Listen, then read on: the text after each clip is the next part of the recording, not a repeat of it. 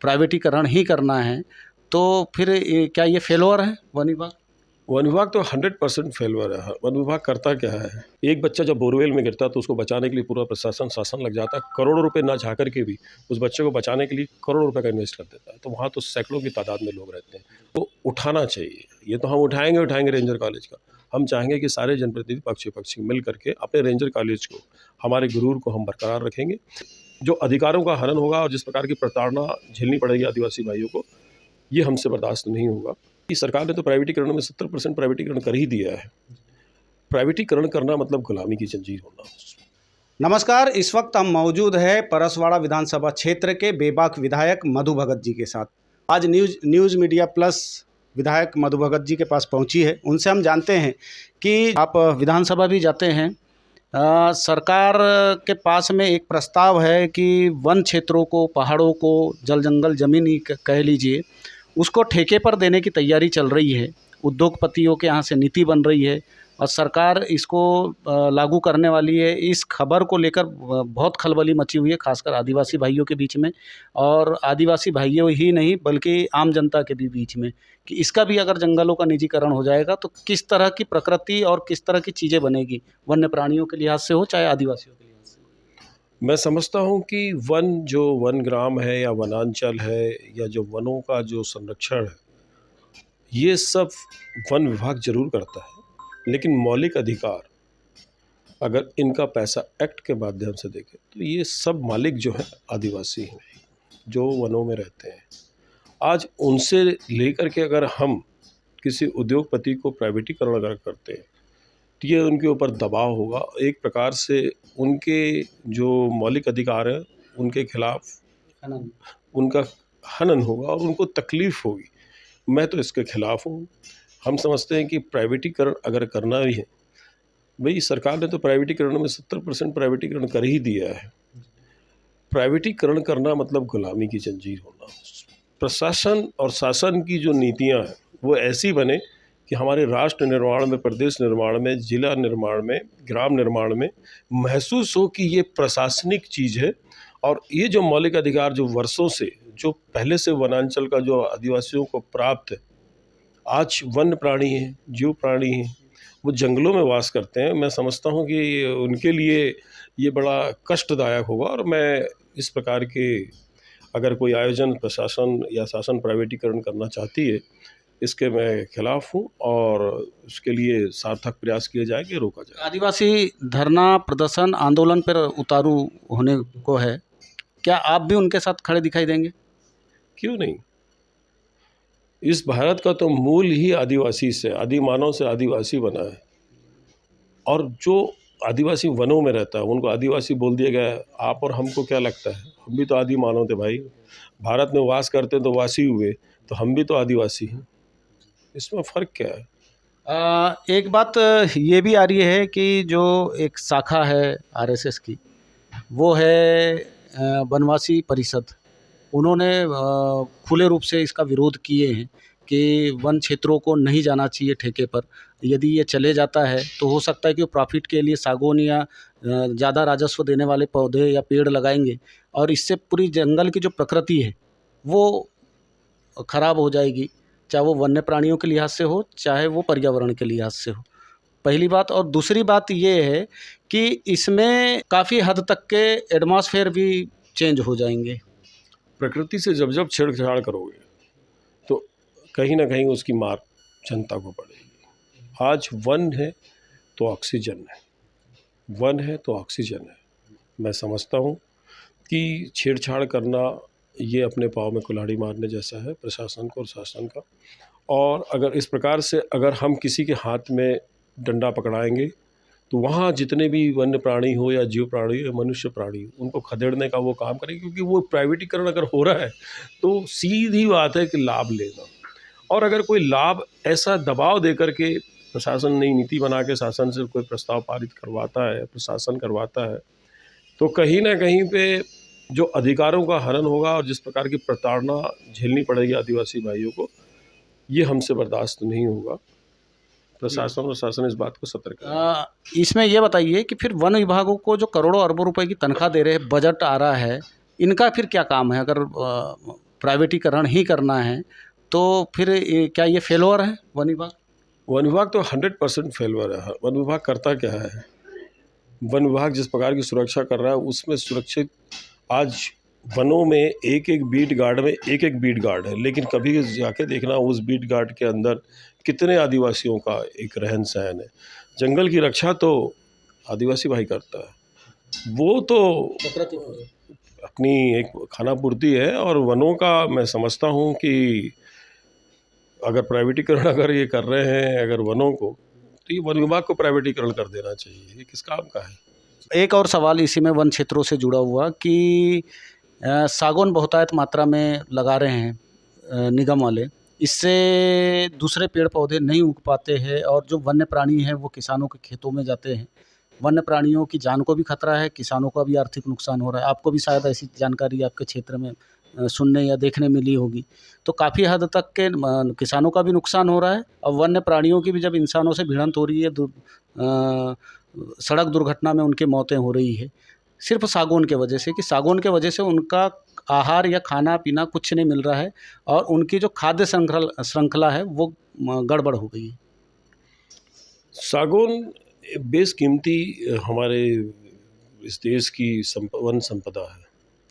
इसका विकास सतत निर्माण, इसका सतत प्रक्रिया है। कहीं ना कहीं पे अगर ये इसकी बहुतायत में अगर कहीं हमारे प्रदेश के अंदर या हमारे ज़िले के अंदर अगर इसकी रचना रची जा रही है कि फिर से इनको और नया जीवन देना है, ये एक अच्छी बात है। लेकिन इसका क्राइटेरिया सेट हो जाना चाहिए कि इस जगह से वन के जानवर जो आज सड़कों के ऊपर निकल गए, जो कहीं ना कहीं पे उनको खाद्य पदार्थ जो अन्य वृक्षों से जो मिलता है वो नहीं मिल रहा है, तो ये एक प्रश्न है।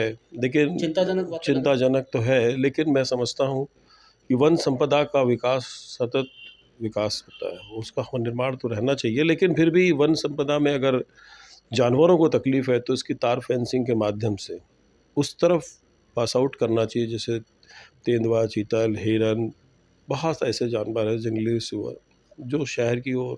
अभी आपके एरिया में 2 भालू की मौत हुई है सड़क हादसे में।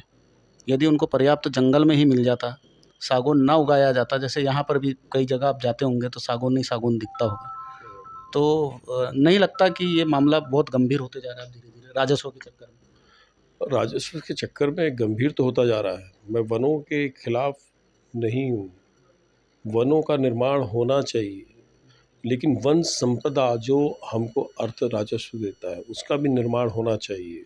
मैं खिलाफ हूँ उस बात के कि ये जानवर प्रवेश कैसे कर रहे हैं, इनका एक क्राइटेरिया फिक्स करना चाहिए, इनके लिए तार फेंसिंग्स करना चाहिए, ताकि ये जो आपने 2 भालू बताया, एक अभी बीच में तेंदुए का बच्चा भी एक्सीडेंट में मैं उसी समय पहुंचा था, टिटवा के पास हुआ था, तो तकलीफ़ तो हुई है। तो ये नाकामी वन विभाग की है ना। कुल मिला के सही बात कहें आखिरी में कि नाकामी वन विभाग की है। एक और मसला है कि वन क्षेत्रों में बड़ी मात्रा में, बड़े पैमाने में सामुदायिक भवन और कर्मचारियों के रहने के लिए आवास बनाया गया, खारा, कोकमा, पोलबत्तूर इस साइड में, और यहीं पर मूलभूत सुविधाओं से वंचित लोग भी हैं। एक तरफ करोड़ों रुपए की बर्बादी हो रही है, वहाँ पर कोई रहने नहीं गया और कोई उपयोग नहीं हो रहा, भूत बंगले की तरफ नज़र आ रहे हैं। क्या मानते हैं, इस एक तरफ करोड़ों रुपए की बर्बादी और एक तरफ मूलभूत अभाव में जूझते हुए? देखिए, वनांचल ग्राम पंचायत कोलबत्तूर, खारा, ये अगर आप कह रहे हैं तो वहाँ मनुष्य रहता है। एक बच्चा जब बोरवेल में गिरता तो उसको बचाने के लिए पूरा प्रशासन शासन लग जाता है, करोड़ों रुपए ना चाह कर के भी उस बच्चे को बचाने के लिए करोड़ों रुपए का इन्वेस्ट कर देता है। तो वहाँ तो सैकड़ों की तादाद में लोग रहते हैं। वन विभाग के कर्मचारियों के लिए बनाए हैं, सिर्फ वन विभाग के लिए, और वो भी उपयोग नहीं कर रहे, रहने ही नहीं गए वहाँ पे, भूत बंगला बन गया है, अब दरारें आ गई हैं। ये अगर प्रशासनिक तौर पे अगर आप मुझसे, ये आपके ही क्षेत्र का नहीं है। आप अगर मुझे ये प्रश्न कर रहे हैं कि ये वनों ने अपना निर्माण करके रखा है अपने खुद के स्वयं के लिए, तो मैं समझता हूँ कि अगर सार्थक है तो ठीक है, और सार्थक अगर नहीं है और जो भूत बंगला बन रहा है तो ये भी वन की विफलता है। ये अकेले आपके क्षेत्र की बात नहीं है, बैयर में भी इस तरह की स्थिति है, कई जगह इस तरह की स्थिति है, और कई विभाग द्वारा निर्माण तो करा दिए जाते हैं लेकिन वो उपयोगी साबित नहीं होते। करोड़ों अरबों रुपए की। सामूहिक विवाह की तारीखें टल रही है, एक बार कटंगी में टली है, लालबर्रा में टल गई, अब आपके परसवाड़ा में भी टलने की बात आ रही है। प्रशासन की नाकामी, बोल रहे हैं कि टेंडर गलत तरीके से किए उन्होंने। प्रशासन की नाकामी, ऐसे ऐसे अधिकारियों को बना के रखा है जो प्रभार पे बैठे हैं। तो आपके पास है ही नहीं अमला कि आप एक वैल्यूएबल पर्सन को डिपार्टमेंट की सीट के ऊपर बैठा हुआ जो अधिकारी हो वो आपका कार्य संभाले, तो एक उसकी तस्वीर कुछ और होगी। आज तस्वीर प्रभारी आदमी कहाँ से सब मैनेज कर सकता है? ये गलत है। अगर इस प्रकार का डेट पे डेट अगर टाल रहे हैं तो कहीं ना कहीं पे ये प्रशासन की बहुत बड़ी नाकामी है। एक और कि रेंजर कॉलेज का मसला है। धान उत्पादक जिला है बालाघाट जिला, सर्वाधिक। यहाँ से बीज निगम भी जाने की तैयारी हो गई है और रेंजर कॉलेज भी। कितना बड़ा अपमान या मान सम्मान बालाघाट का है, उससे जुड़ा हुआ मामला समझ रहे हैं। और क्या आपके हिसाब व्यक्तिगत तौर पे क्या सोचते हैं? व्यक्तिगत तौर पे तो मैं मान के चलता हूँ कि बालाघाट के अंदर अगर बालाघाट का जो हमारा गुरूर है रेंजर कॉलेज, वो अगर यहाँ से जाता है तो इसका पूरी विफलता जो है ये बालाघाट के उन जनप्रतिनिधियों के लिए है जो सरकार में बैठ करके इस मांग को पूरी नहीं कर रहे हैं। हम तो विपक्ष में बैठे हैं, हम 4 एमएलएस तो हैं, साथ में सांसद महोदय ने भी शायद इसमें उठाया मुद्दा कि रेंजर कॉलेज जाने नहीं देंगे। अन्य 2 विधायक और हैं, उन्होंने भी इस बात को हामी भरी है। लेकिन ये बोलना टीवी के ऊपर या मीडिया के माध्यम से ये उतना पर्याप्त नहीं है। इसके लिए बाकायदा लेटर्स होने चाहिए, चिट्ठी पत्री होनी चाहिए और ये मुद्दे को उठाना चाहिए। ये तो हम उठाएंगे रेंजर कॉलेज का। हम चाहेंगे कि सारे जनप्रतिनिधि पक्ष मिल करके अपने रेंजर कॉलेज को, हमारे गुरूर को हम बरकरार रखेंगे और कोशिश हम ये करेंगे कि बालाघाट जिले, आज मुख्यमंत्री जी बोल के गए हैं 2 दिन पहले कि बालाघाट एक संपूर्ण प्रदेश के अंदर एक ऐसा जिला है जिसमें अंदर वन संपदा है, माइनिंग है, मैग्नीज, आज सब कुछ है, बांस है हमारे पास।